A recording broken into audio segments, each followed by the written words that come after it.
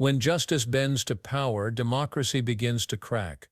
In a Senate hearing that felt more like a courtroom showdown, Senator Patty Murray didn't just raise concerns, she launched a full-blown indictment of the Trump-era Department of Justice.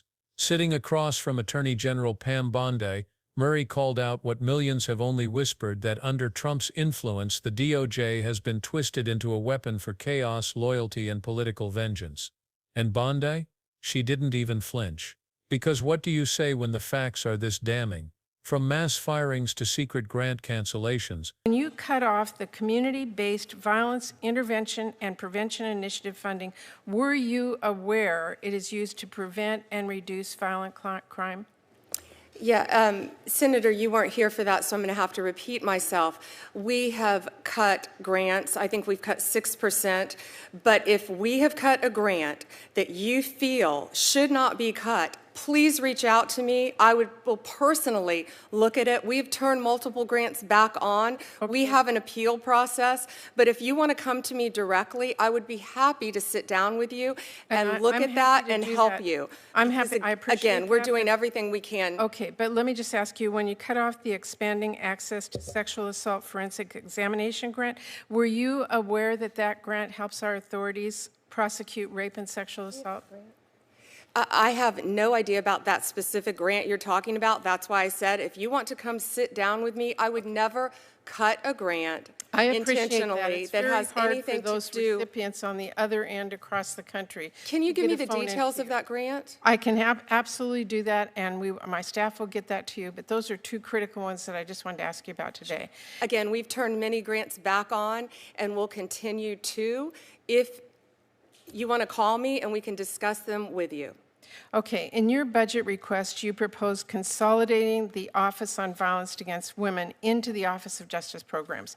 In 2002, Congress actually codified the office as a permanent, separate, and independent office to implement the Violence Against Women Act.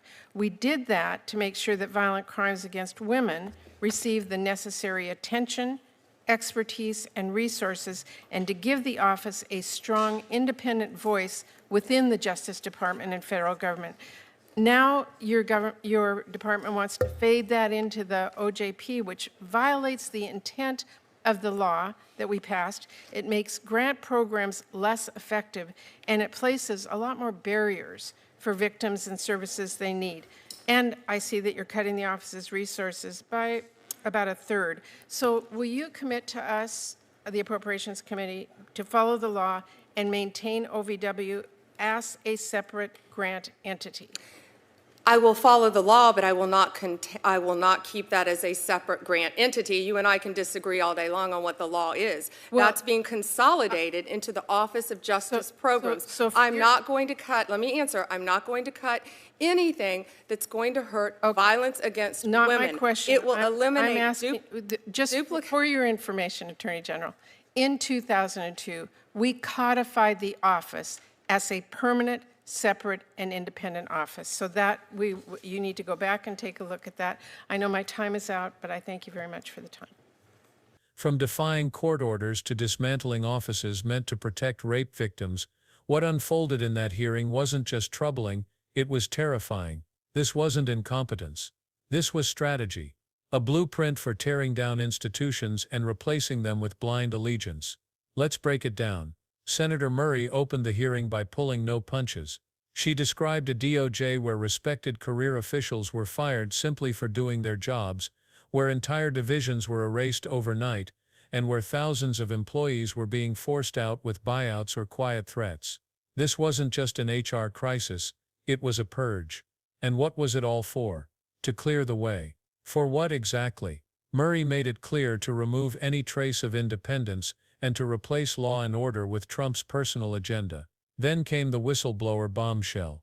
With the cameras rolling, Murray revealed that a former DOJ attorney had filed a whistleblower complaint accusing Deputy Attorney General Amal Bouv and other senior DOJ officials of outright defiance of court orders. The complaint alleged deliberate delay, disinformation, and even lack of candor.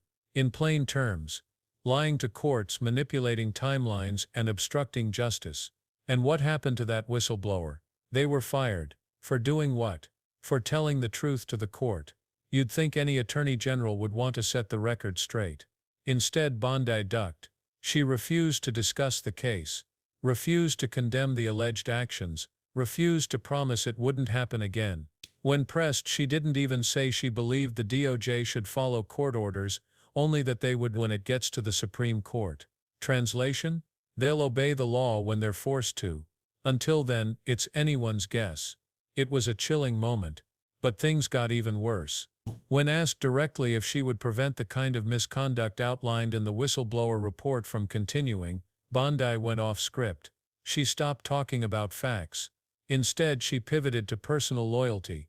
I would run through a wall for Bo and Todd, she said, referring to Amal Bouv and another top DOJ official, Todd Blanche.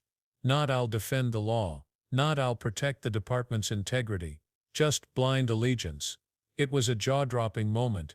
A top justice official pledging loyalty not to the Constitution but to her colleagues. And if you listened closely, that wasn't a defense, it was an admission. Because if this is how justice operates, shielding insiders, dodging responsibility, what happens when no one's watching? But it didn't stop there. Murray turned the spotlight to something most Americans never hear about: public safety grants. Over 300 of them, gone. Canceled without explanation. These grants weren't going to politicians or PR campaigns. They funded investigations into drug trafficking. They supported foster children recovering from abuse. They helped cities prosecute violent crimes like rape and sexual assault. And now? They're gone. When Bondi was asked why, she shrugged it off. Claimed she didn't know. Said maybe some cuts were necessary. But Murray didn't let her off the hook. She explained exactly what these cancellations meant: real people losing support, victims left without resources, prosecutors unable to move forward. This wasn't budgeting. This was destruction. Bondi's response: if you don't like it, call me. Maybe I'll take a look. That's not leadership. That's negligence. Then came the moment that silenced the room. Murray brought up one specific grant, the one designed to expand access to forensic exams for survivors of sexual assault, a critical program that helps victims get justice. And Bondi's answer: I have no idea about that specific grant. Read that again. The Attorney General of the United States didn't know her department had cut funding for prosecuting rape. That's not just careless, it's dangerous. Because when the person in charge of justice can't, or won't defend victims, then who will?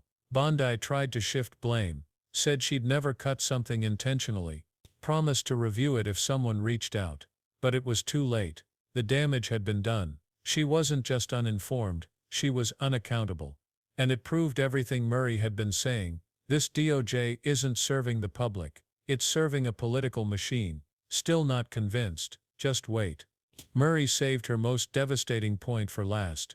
In the DOJ's latest budget proposal, Bondi's department included a plan to dissolve the Office on Violence Against Women, a federally mandated independent office that oversees grants and programs protecting women from domestic abuse and sexual assault.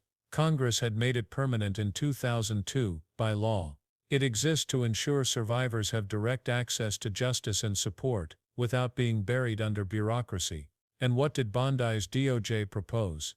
To absorb it into a different department, quietly, without consent. Murray called it what it is: a violation of the law, a slap in the face to every survivor who's ever depended on that office, a rollback of decades of progress, hidden behind the word consolidation.